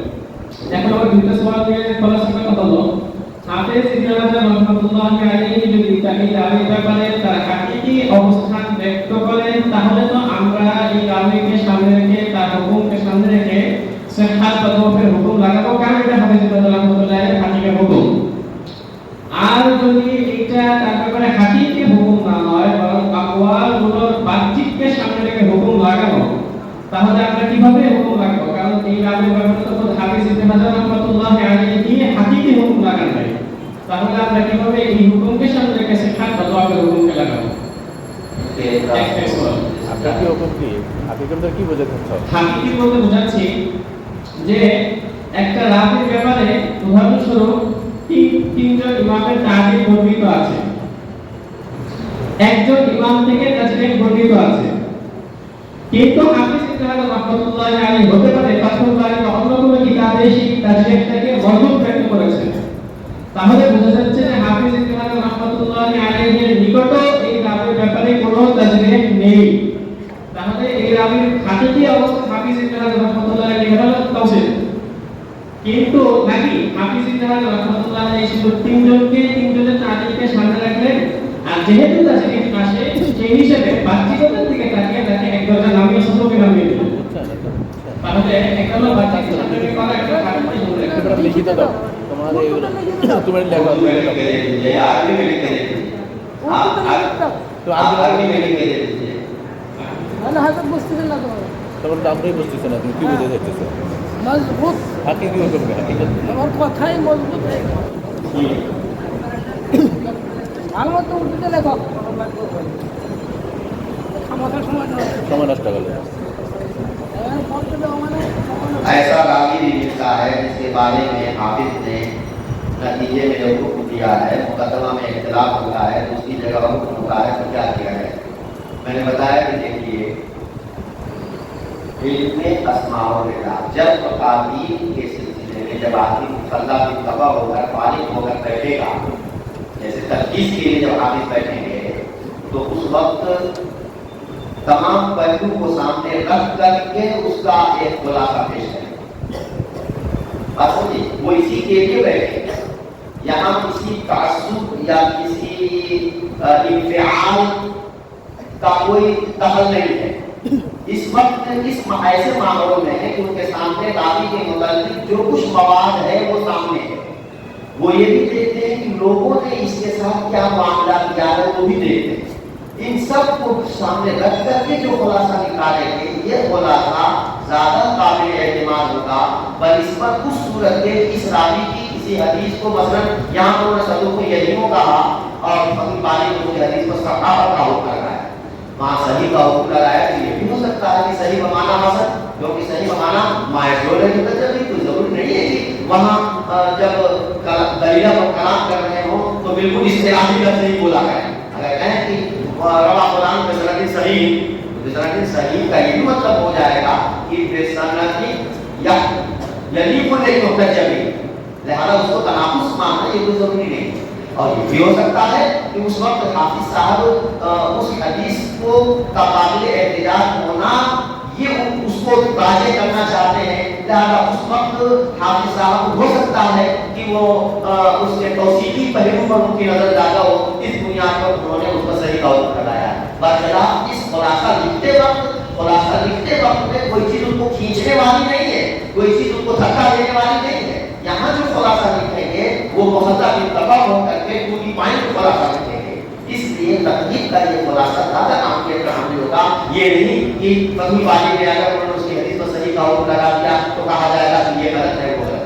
मुकदमा फकीह वाली की जहाँ तक बात है तो वहाँ भी वो दिफा कर रहे होते हैं, और दिफा की पोजीशन में आदमी जब होता है ना तो उस वक्त उसका मूड और होता है। आप समझ रहे हैं ना? इसलिए इस चीज को जो है तनाफुस नहीं समझना चाहिए। आप ध्यान देंगे तो पता चलेगा कि जो बात तकलीफ में है या जो बात तहजीब में है वही बात जो है फकीह वाली में है। ऐसी मिसालें हमारे सामने पेश की गई, हमने देखा तो मालूम हुआ कि वो यहाँ से गलतफहमी हो रही है। तो बहुत ध्यान से देखने की जरूरत ضرورت ہے. اور حافظ ابن حجر سے میں نے بتایا، میں یہ بھی کہہ رہا ہوں کہ فرق اگر نظر ہوگا، اگر واضح فرق ہوگا بھی تو ایک پوائنٹ آگے پیچھے کا ہوگا، اس سے زیادہ کا فرق نہیں ہوگا. مثلا صدوق کہنا یہ بات آ چکی ہے. اچھا، اگر مستور الحال اور مجهول کا حدیث امام بخاری کے لانے کی وجہ سے صدوق یا حسن کہنا تو تعصب ہو سکتا ہے. اے بھائی یہ تعصب نہیں ہوگا. امام بخاری کی کتاب متلقہ بالقبول ہے. امام بخاری کی کتاب متلقہ بالقبول ہے اور امام بخاری کی جلالت علمی لوگوں کے نزدیک مسلم ہے. لہذا اگر کوئی راوی دیکھنے میں ہمیں مجہول لگ رہا ہے، دیکھنے میں مستور لگ رہا ہے، تو امام بخاری رحمۃ اللہ علیہ نے اس کی حدیث کا اخراج کیا ہے تو ضرور کوئی نہ کوئی توثیقی پہلو ان کے سامنے ہے، تبھی اس کی حدیث سے انہوں نے احتجاج کیا ہے اور اپنی کتاب میں کیا ہے، ورنہ وہ نہ کرتے. تو یہی وجہ ہے کہ آپ نے اصول میں یہ کتاب پڑھی ہے نا کہ بعض دفعہ مجہول کی تعریف میں کہ بعض دفعہ راوی مجہول ہونے سے خارج ہو جاتا ہے ایک شخص کے روایت کرنے کے باوجود بھی. چنانچہ اس کی مثال میں تدریب الراوی میں اور مقدمہ ابن سلام میں جو ہے مصنف زویلی ابن قدامہ اور فلاں فلاں راوی کا ذکر کیا گیا ہے کہ دیکھو ان سے روایت کرنے والا تو ایک ہی ہے، لیکن امام بخاری رحمۃ اللہ علیہ نے اس کی حدیث روایت کی ہے. تو خالی راوی کا اس سے تفرد یہی اس کو مجہول بنانے کے لیے ضروری نہیں ہے، اور بھی چیزیں ہوتی ہیں اس کا بھی لحاظ کیا جاتا ہے. جس کا لحاظ کیا جائے گا تو مجہولیت سے خالی ہوتا ہے. یہ سب چیزیں حافظ نے کوٹ کرتے وقت دیکھی ہیں، اس وجہ سے وہ خلاصہ نکالتے ہیں. ایک بات اور ہے، هل يجب الاعتماد على قول الحافظ في حكم الرواة تمام التقليد او يكتفي الاعتماد عليه ولا حاجة عليه. بھائی بات میں یہ کہہ رہا ہوں کہ دیکھو ہم کو اس راستے میں چلنے کے لیے کسی ایسے رہنما کی ضرورت ہے جو ہاتھ پکڑ کر کے ہمیں لے چلے. حافظ ابن حجر کو اللہ تعالیٰ نے بہت چشم بصیرت عطا فرمائی ہے. حافظ ابن حجر اس میدان کے بہت باخبر شخص ہیں، تو ہم کو ان کے نقش قدم پر چلنا چاہیے. یہ ہم نہیں کہہ رہے کہ حافظ کا حکم منسوخ ہے اور اس کی خلاف ورزی نہیں کی جا سکتی. جب ہم تقلید ائمہ کی تقلید کرتے ہیں، وجہ یہ ہے کہ ہمارے اندر وہ صلاحیت نہیں ہے، تو اس میدان میں بھی ہمارے اندر اتنی صلاحیت نہیں ہے کہ ہم بہت اعتدال اور جامعیت کے ساتھ خلاصہ نکال سکیں. تو جو کر رہا ہے اس کے طریقے کو دیکھنے کی کوشش کریں کہ بابا کیسے کر رہے ہیں تاکہ ہم بھی کیسے کر لیں. یہ ہے مقصد. یہ نہیں ہے کہ اس سے جو ہے علوم نہیں کیا جا سکتا، وہ نہیں کہتا. جب اس طرح سے آپ دیکھیں گے تو زیادہ تر عموماً آپ دیکھیں گے کہ اسی نہج کے مطابق حافظ کا خلاصہ ہے اور پھر آپ کو اطمینان ہوتا چلا جائے گا. یہ نہیں کہ مطلب یہ ہے کہ کسی اور کتاب کی ضرورت نہیں، کتاب کی کیوں نہیں ضرورت ہوگی. دوسری مطولات کو آپ دیکھیے، لیکن اس نہج سے دیکھیے کہ یہ خلاصہ کیسے نکلا. بات پر آپ اس نظر سے دیکھیے کہ حافظ نے یہ خلاصہ نکالا اور اس نے مطولات میں تفصیلی بحث کے اندر ایک پہلو رہ گیا، مثلا تدریس کا پہلو ہے، یہاں تدریس کی بات نہیں کی مثلا. تو اب کیا بات ہے کو ایسا کیا. اب جب آپ دیکھو گے پتا چلا کہ انہوں نے تدریس کے مرتبہ اولا اس کا ذکر ہے، صرف آپ ہی سے تدریس کرتے ہیں تو ان کی تدریس کی کوئی نقصان نہیں، ان کی تدریس سے کوئی نقصان ہی نہیں ہے. تو اگر کوئی پہلو چھوٹتا ہوا نظر آتا ہے خلاصے میں تو اس کی کوئی وجہ ہوتی ہے. اسی طریقے سے انسان کی کبھی فروغات ہو سکتی ہے، ہم یہ نہیں کہتے، لیکن ہوگی بھی تو میں کہہ رہا ہوں بہت تھوڑا فرق نظر آئے گا، زیادہ فرق نظر نہیں آئے گا. بے سمجھے اگر تم اعتراض کرو گے نا تو بڑا لمبا فرق نظر آ جائے گا. جیسا کہ شعیب النحو اور بشار اللہ نے آپ کی ابن حجر رحمۃ اللہ علیہ کی تقریر پر نقل کیا ہے اور کہاں سے کہاں بات پہنچا ہے. چلیے ارجاء کے طور پر لیکن کہا یا مطلوب کہا جبکہ حماد بن سلیمان کے بارے میں یہ ارجاء نقل آیا ہے کیا ہے تو آپ مطلقاً لیکن یا مطلوب کو فرمائے. کہاں لیکن مطلوب پہلے کا بھی حماد بن ابی سلیمان کے سلسلے میں تو جو صورتحال ہے بالکل امام یعنی فقیہ کا لفظ کہا، اس کے علاوہ صدوق کا لفظ کہا، فقیہ کا لفظ کہا، سمجھ رہے نا. اور صرف یہ کہا کہ رویہ ارجاء کیا کہا ہاں، لیکن جب صدوق الفقیہ کہہ دیا تو اس رویہ ارجاء کا کوئی اثر باقی نہیں رہا. لیکن چونکہ کہنے والوں نے بہت کہا ہے تو اس سے عام نہیں بول سکتے تھے، اس کو نظر انداز نہیں کر سکتے تھے. اسی وجہ سے یہ نہیں کہا فقیہ सदुकुल यकीन वाले मिर्जा अगर कहे होते तो ये इल्जा मुअस्सिर माना जाता, लेकिन कमाल खुदा कीजिए हाफिज इब्न हजर की कि कैसा अपने आप को बचा ले गए।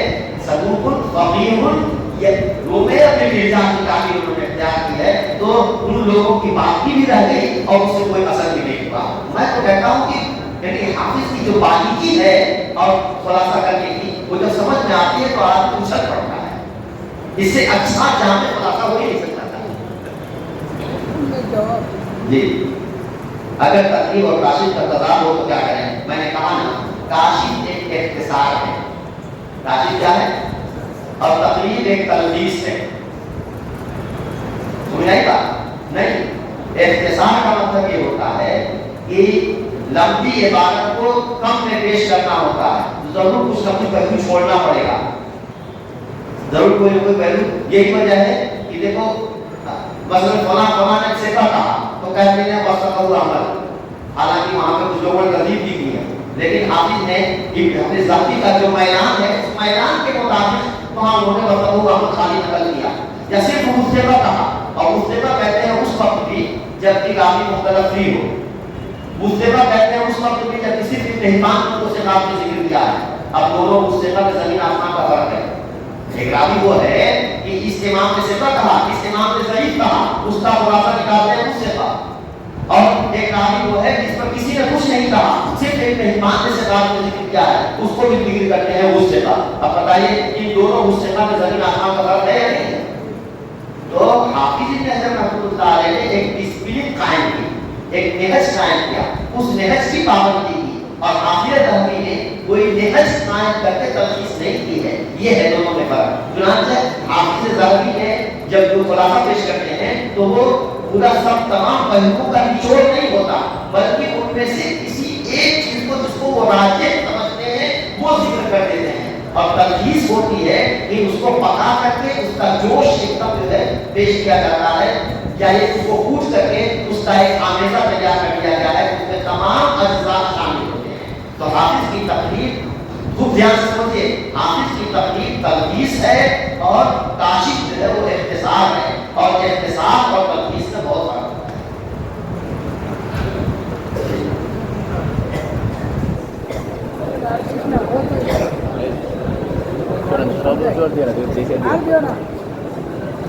ये पूछ रहे हैं अताकील मजद, हमें इससे कोई मतलब नहीं, हमारे पास क्या तकलीफ कोई हो रही है, क्या हो रही है, बड़े लोगों का हक है तकलीफ कर सकते हैं, लेकिन आपको अगर कोई इश्काल हो, ये तो उन्होंने किया, इसमें हमारी क्या राय है? बात है कि इल्म मसाइल में मुनाक़शा होता रहता है, हम आपको मुनाक़शे की दावत देते हैं, अगर उन बड़ों ने भी मुनाक़शा किया है तो बहुत अच्छी बात, जश्न मारोशन कीजिए माशा, लेकिन हमारे सामने गुफ्तगू तो कोई आकर के करे, या तो मतलब ये है कि हमारी बात अगर गलत है तो हम मनवा दे, और अगर हमारी बात सही है तो मान ले। ये फंडी में लग रहा है, ये क्या बोल जी तो ऐसी बात ये सब चीज़ों की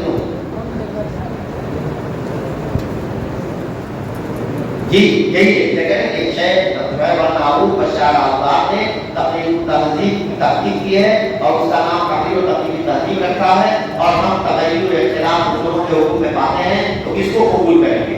समझा आपने? और अब्दुल करीम माबद वगैरह उलमा जो है वो हाफिज के हुक्म की परतब करते हैं, तो हम क्या करें भाई? हमने जो अंदाज बताया है उस अंदाज पर अगर हाफिज के तलखीसात का जायजा आप लेंगे तो ये सब तनकीदें खराब हो जाएंगी, और इन सब तनकीदों में आप समझ जाएंगे कि गलतफहमी का नतीजा है। क्या है? गलतफहमी का नतीजा है।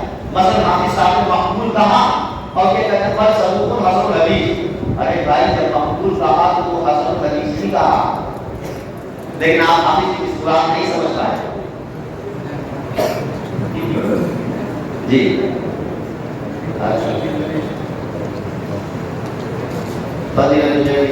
बशार दोनों का ठीक है,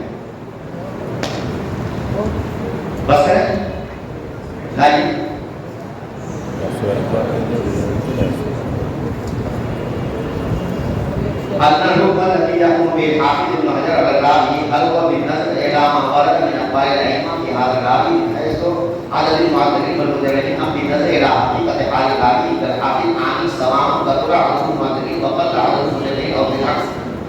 मैं समझ गया आपकी बात।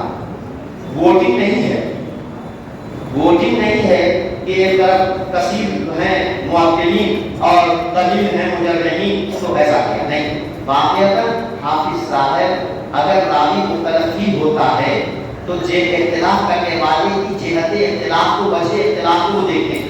واقعتاً اگر وہ وجہ اختلاف بن سکتی ہے تو پھر اس کو باقاعدہ مختلف ہی قرار دے دیں گے، چاہے وہ کہنے والا ایک ہو اور توصیف کرنے والے تین ہو، اس سے کوئی فرق نہیں پڑتا. لیکن اگر معاملہ برعکس ہے، بھائی توقیع تجویز کرنے والے ہیں تو تین اور توصیف کرنے والا ایک ہی ہے، لیکن جو ایک توصیف کرنے والا ہے وہ اپنی جگہ پر مثال کے طور پر جبر علم ہے اور اس کی توصیف کے مطابق وہاں شواہد قرائن موجود ہیں. مثلا بخاری میں اس کی حدیث سے کئی جگہ نہیں ہے، توصیف تو ایک ہی مثلا، لیکن اور قرائن موجود ہیں. اور دوسری طرف توصیف کرنے والے کئی ایک ہیں لیکن وہ ذرا مبہم ہے. تو کیا ہے ذرا؟ تو ظاہر بات ہے کہ مانا کہ وہ مفسرین کی تعداد وہی کے اعتبار سے زیادہ ہے اور توصیف کرنے والا ایک ہی ہے. اگر صرف یہ دیکھیں گے تو پھر بات نہیں بنے گی. حافظ صاحب واقعتاً ان پہلوؤں کو اور ان اسباب و وجوہ کا بھی بنظر غائب دراسہ کرتے ہیں، پھر نتیجہ نکالتے ہیں. اور جب بہت دفعہ ہم کو ایسا تجربہ ہوا ہے کہ حافظ صاحب نے یہ نتیجہ نکالا اور وہاں میں کوئی ایسی وجہ نظر نہیں آئی کہ آپ اس کی وجہ سے کیوں کہا انہوں نے، لیکن جب ڈھونڈتے ہیں غور کرتے ہیں تو سمجھ آتا ہے کہ وہ یہ پہلو یہاں سامنے رہ جاتا ہے، تو نکالنے سے معلوم ہوتا ہے. لبی طلب اور حکم حاصل کی تقریبی تحقیق کے حکم کی فصل باری مبادلہ کرنا، یہ ہم تک جواب دے چکے ہیں. کیا دیکھو تقریب التحقیق میں انہوں نے جو خلاصہ نکالا ہے مخلہ بھی تباہ ہو کر کے اس میں چونکہ وہ کوئی راوی کوئی حدیث اس کے سامنے نہیں ہے کہ جس پر مثبت و منفی انداز میں وہ کا اثر قائم ہو. وہاں تو یہ ہے کہ سامنے اس کے متعلق جتنے بھی اقوال جب و تعبیر کے پاس مثبت منفی ہیں اور ائمہ نے اس کے ساتھ جو معاملہ کیا ہے صرف اس پہلو کو غور کر کے انہوں نے خلاصہ نکالا ہے. یہ شدھ جو خلاصہ ہوگا.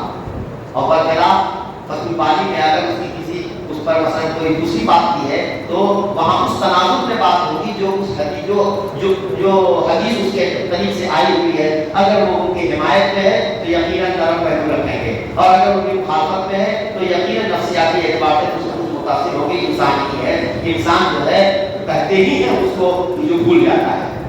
سمجھ رہے ہیں آپ نا؟ تو یہ نہیں کہا جائے گا کہ تقریب التحقیق جو اس میں تعارض ہے، تعارض نہیں ہے، اس میں یہ احتمال ہے اور اس میں یہ احتمال ہے. اس چیز کو بڑی اہمیت دینی ہے.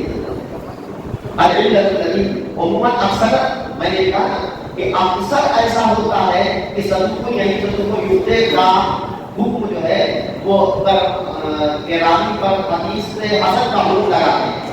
تو اکثر کے اعتبار سے یہ سمجھا جائے گا کہ یہی مبنی مختلف بھی ہے، راوی کیا مختلف بھی ہے. تو بس اگر اس کی کسی حدیث پر صحیح کا حکم لگایا تو ہو سکتا ہے کہ ان کی گویا میدان نفسی کا دخل ہو، اور یہ بھی ہو سکتا ہے کہ انہوں نے صحیح بمانا حسن یعنی ماضول ہے ہوتا جب صحیح کہا ہو تو اس میں یہ سب احتمالات اور تعدیلات ممکن ہیں. لیکن یہ جو خلاصہ ملا ہے اس خلاصے میں اس طریقے کی کوئی جو ہے اسباب احتمالی گنجائش نہیں ہے. الجلد التي اوجبت تسليمه بالعقيده الرابعه لا شك انها موجوده في شعبه والبخاري وابي بدر الاولى قول فلماذا نسلم قول الحافظ ولا نسلم قول البخاري ما ان علم الحافظ بالقرب بين البخاري ومسلم. بھائی یہ ایسے ہی اعتراض ہے کہ تقلید کرتے ہو تو ابو حنیفہ اور شافعی کی کیوں کرتے ہو، ابن مسعود اور حضرت عمر اور حضرت ابوبکر کی کیوں نہیں تقلید کرتے؟ بالکل اس طرح ہے. فما ہو جواب ہو جواب.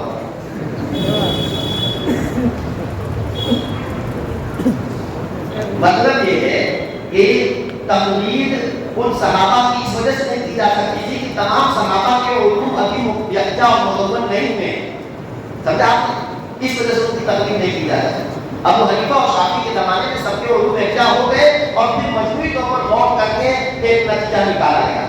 ٹھیک اسی طریقے سے ابن بخاری کی اپنی ایک رائے، ابن ابو حاتم کی اپنی ایک رائے، لیکن حافظ ابن حجر کے زمانے میں اور ناقدین بخاری مسلم سے بخاری اور ابن حجر سے پہلے کے ان کے بعد کے سب ناقدین کی آراء اور تبصرے اب حافظ کے سامنے ہیں. اب مجموعی اعتبار سے غور کر کے نتیجہ نکالا جائے گا کہ یہ پختہ اور مضبوط جامع ہے.